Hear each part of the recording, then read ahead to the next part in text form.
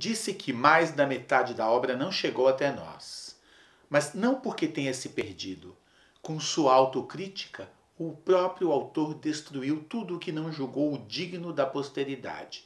Mesmo assim, seus números de opus atingem o total de 122, além de haver muitas peças catalogadas posteriormente sem essa numeração. É obra polida ao extremo, homogênea como poucas, sem fases de maturidade imediatamente discerníveis.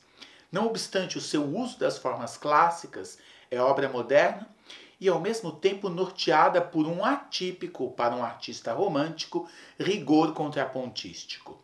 Ele nasceu em Hamburgo em 1833 e morreu em Viena em 1897. Este vídeo é dedicado à vida e obra de Johannes Brahms.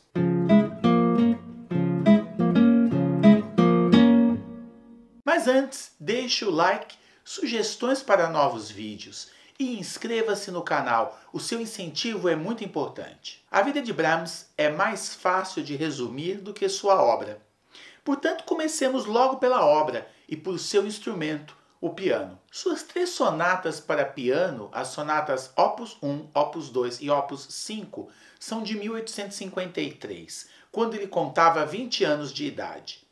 Segue-se para o instrumento as variações sobre um tema de Schumann, Opus 9, de 1854. Outros sets de variações para piano solo são as variações e fugas sobre um tema de Handel, Opus 24, de 1861, e as virtuosísticas variações sobre um tema de Paganini, de 1863. Também de 1854, o mesmo ano das variações sobre o tema de Schumann, são as 4 baladas Opus 10, obras extremamente maduras, escritas quando ele contava apenas 21 anos.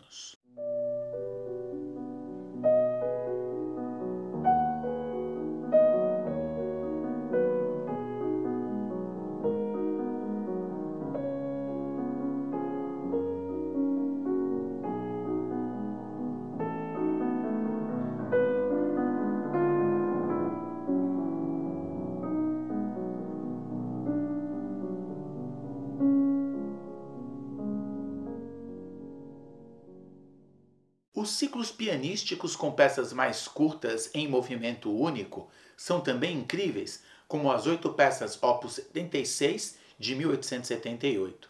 E podemos também aí mencionar as 2 Rapsódias Opus 79, de 1879.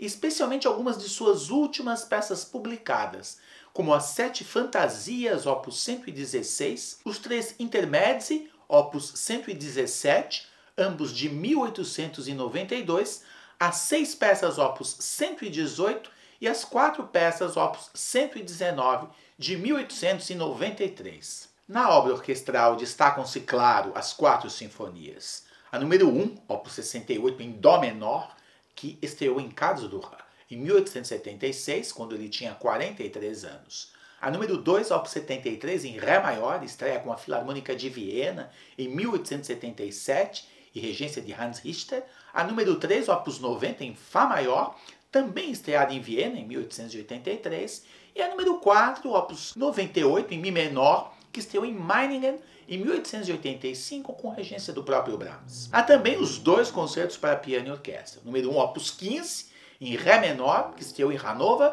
em 1859, tendo Brahms como solista e a segunda performance pela Orquestra Gewandhaus de Leipzig. E o número 2, Opus 83, em Si bemol maior, que estreou 22 anos depois, em Budapeste, em 1881, também tendo Brahms como pianista. Importante também é o concerto para violino e orquestra, Opus 77, em Ré maior, que teve sua estreia em 1º de janeiro de 1879, em Leipzig, com Joseph Joachim como solista e regência de Brahms.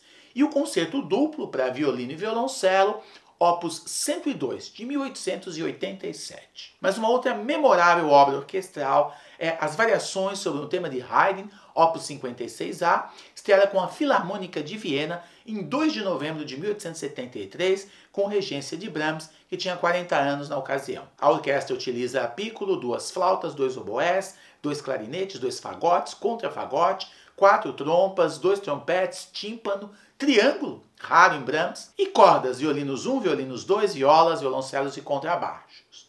Consiste em um tema, conhecido como Coral de Santo Antônio, seguido de 8 variações e um finale. O tema é, curiosamente, baseado numa frase de 5 compassos.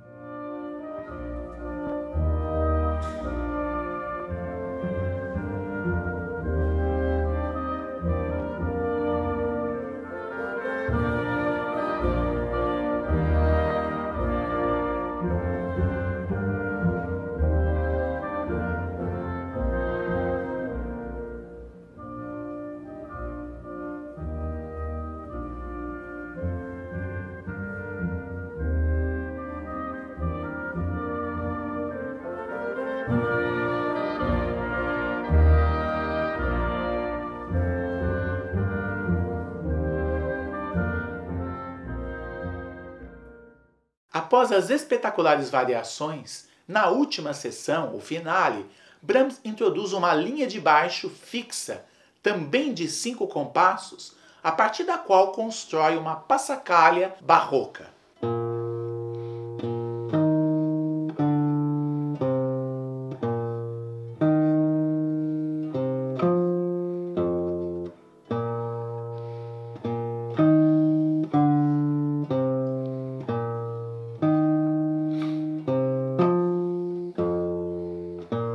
Sobre a qual cria mais e mais variações. No ponto culminante, ele superpõe ao baixo repetido o próprio tema,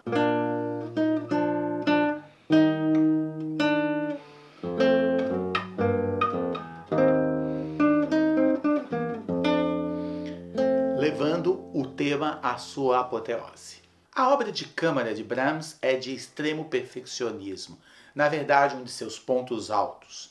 Há, entre muitas outras obras, 3 quartetos de cordas, 2 quintetos de cordas com 2 violinos, 2 violas e cello, 2 sextetos de cordas com 2 violinos, 2 violas e 2 cellos, o célebre quinteto com piano, opus 34, quarteto de cordas mais piano, e as sonatas para clarinete e piano, opus 120, uma de suas últimas obras. Sua obra vocal é também muito valiosa, sendo a mais grandiosa um Requiem alemão, opus 45, para soprano e barítono solistas, coro e orquestra, cuja versão completa foi estreada pela Orquestra Gewandhaus de Leipzig, dirigida por Karl Heinecke em 1869.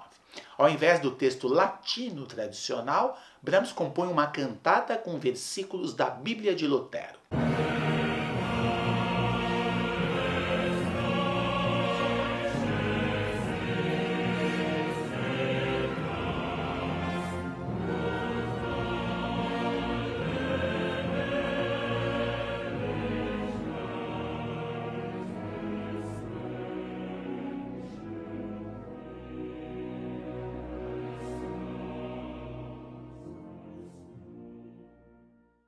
Brahms era filho de um músico de Hamburgo e sua primeira apresentação pública como pianista foi aos 10 anos. Estudou com Eduard Maxen, aluno de um aluno de Mozart, o qual foi também responsável pela estreia da ópera Fidelio de Beethoven. Ele lhe ensinou harmonia e contraponto, e os estudos incluíam também, o que não era comum à época, análise de repertório de música antiga.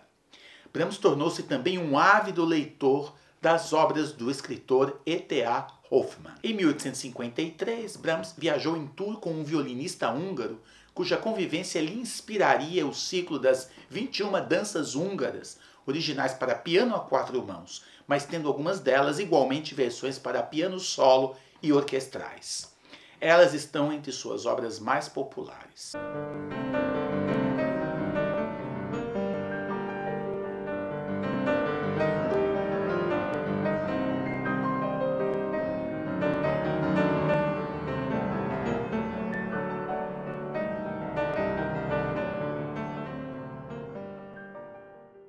Ele visitou também o violinista Johann Joachim, também de origem húngara e que se tornaria um grande apoiador de sua música, em Hannover.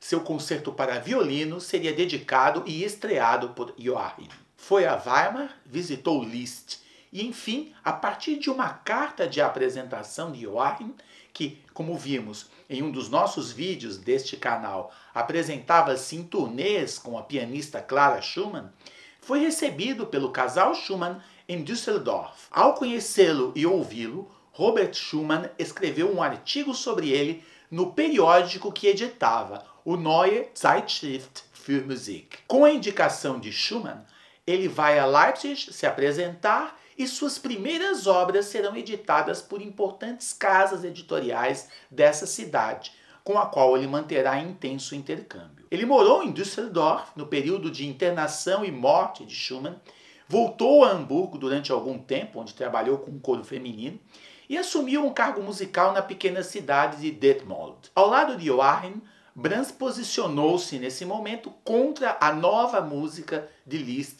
e Wagner. A partir de 1863, passou a frequentar Viena, para onde se mudaria definitivamente anos depois.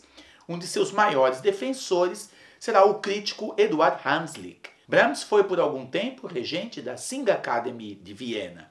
Lá ele surpreende por programar também obras vocais antigas de compositores como Schütz, Gabrieli e o próprio Johann Sebastian Bach. Ele passava os verões em uma casa em Baden-Baden, próximo ao local em que sua amiga Clara Schumann e família também passavam em geral algum tempo. Há cartas que revelam a paixão de Brahms por Clara, a grande pianista e viúva do compositor Robert Schumann. Brahms permanecerá solteiro ao longo da vida. Sua abertura do Festival Acadêmico, Opus 80, foi escrita para a cerimônia em 4 de janeiro de 1881, em que o compositor recebeu o doutorado honorário da Universidade de Breslau. Em 1889, o representante do inventor americano Thomas Edison visitou Brahms em Viena e gravou-o em uma performance de sua dança húngara número 1. Bastante deteriorada, a gravação é um dos mais antigos registros preservados realizados com um fonógrafo de cilindro. Brahms morreu em Viena aos 63 anos, em 1897. Em uma conferência proferida em 1933, ano do centenário de seu nascimento, intitulada justamente Brahms, o Progressivo, depois transformada num longo artigo, Arnold Schoenberg afirma que ele é o compositor que une riqueza e economia, que domina o equilíbrio em frases com número irregulares de compassos, como poucos, talvez nesse quesito comparável apenas a Mozart. Ele leva a cada figura sonora às últimas consequências. É um mestre da variação em desenvolvimento perpétuo. Sua poética pede uma percepção particular do tempo musical, que passa a ser experienciado com um inédito senso de continuidade, de intencionalidade e presença. A forma nele nunca é uma forma, nenhuma sessão é gratuita, e cada elemento tem a sua razão de ser. E, citando novamente Schoenberg, invariavelmente serve para desenvolver, clarificar, fortalecer ou lançar luz ou cor sobre a ideia central da peça. Se não for assim, simplesmente não entra na arte de Brahms.